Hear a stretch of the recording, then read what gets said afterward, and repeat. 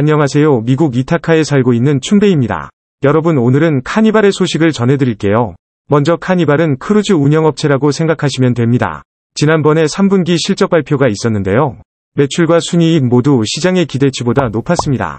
그 이후 주가는 단기적으로 반응이 없다가 이제 점점 올라오고 있죠. 주목하는 포인트는 크게 세 가지입니다. 첫 번째는 한 단어로 강한 수요입니다. 이미 코로나 이전인 2019년도의 수준을 넘어선 빠른 매출 회복을 보이고 있습니다. 실제로 지난해 12월부터 올해 8월까지의 9개월간 매출은 지난해 대비 2배 가까이 증가했죠. 단기적인 수요를 알아볼 수 있는 크루즈 예약을 위한 고객 예치금은 3분기 기준 63억 달러로 2019년 3분기 49억 달러 대비 20% 이상 높은 수치를 기록했습니다. 즉, 앞으로도 성장세는 높게 유지될 수 있다는 거죠. 여기에 바람을 넣는 다른 팩터들도 있는데요.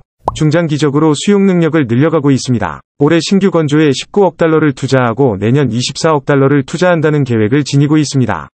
또 젊은 층의 크루즈 수요가 늘어나고 있다는 점이 인상적입니다. CBS 등 일부 외신에서 다루었습니다. 통상 40대 이상이 전체의 60%, 20대 이하가 14%인데요. 추후 발견될 연령별 이용자 통계에 변화가 있을지 기대됩니다. 두 번째는 비용 이슈의 완화입니다.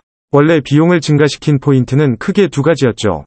하나는 유류비의 증가, 다른 하나는 금리 인상에 따른 이자 비용 증가였습니다.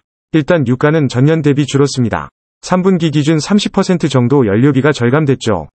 가격 문제를 떠나서 선박 자체의 효율을 증대시켜 비용 축소를 이뤘습니다. 다만 유가는 현재 기준에서 크게 변하지 않을 것으로 기대하기 때문에 오히려 다른 쪽의 영향을 더 크게 보고 있습니다. 바로 금리 인하 및 재무구조 개선에 따른 이자 비용 절감입니다. 이미 1분기 대비 3분기에 40억 달러의 부채가 줄었습니다. 동시에 미국의 추가 금리 인상 기조가 꺾여 비용 측면의 추가 상승 부담은 수그러든 분위기입니다. 세 번째는 재무구조의 정상화입니다. 이미 장기 부채는 개선된 현금 흐름 창출 능력으로 빠르게 절감되고 있으며 2023년 2월 BPS는 4.89달러, 5월 4.64달러, 8월 5.51달러로 반등 흐름을 탔습니다. 다소 높아진 3 이상의 PBR은 단계적으로 줄어들고 있고 다시 이를 향해 돌아설 것으로 기대합니다. 물론 그만큼 주가가 계속 상승하면 시점은 늦겠지만요.